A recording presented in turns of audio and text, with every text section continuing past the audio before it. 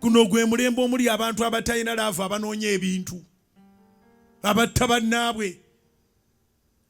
Si kirungi kusanyukira afudde naye Mukama yeebazibwe.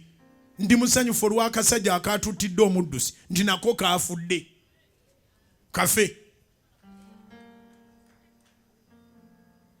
Kaagala ssente ez'omuwala eyeddukira emisinde gye bambi. Ne kamuwokya peteroli. Ne nammwe bannange banneeka mbabuulireko. Omuntu ajjeyo ejjambi era osigadde awo. Omuntu ajjeyo peteroli amukuyiira gw'owabaaki. N'akuyiira awo nga olowooza ali mu kusaaga peteroli gw'olowooza ali mu kunaaza. Eyo girabanga laavu.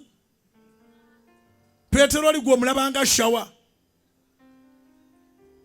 Kati abalala muyige omanyi wabeerawo omuntu n'abeera victim n'ayamba abalala.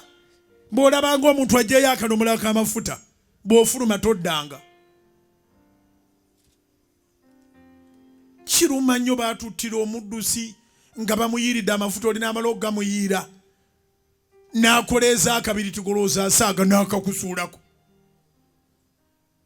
One of the things that you don't have to play games with is life.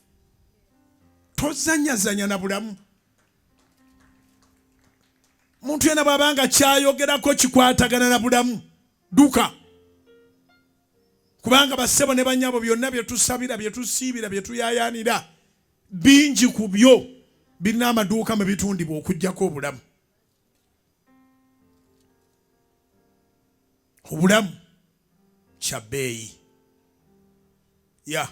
Ate obulamu manya nti bubwo naani ne Katonda.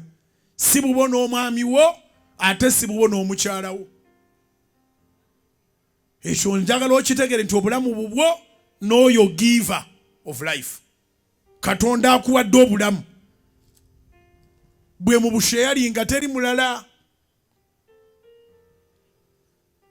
Sitaani asobola okuyingira mu muntu yenna akuggyeko obulamu.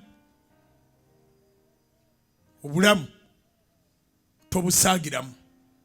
Treasure your life. Kubanga buli lw'oba ng'okyalinayo eddakiika mu nsi Katonda aba akyalina kyagenda okukozesa.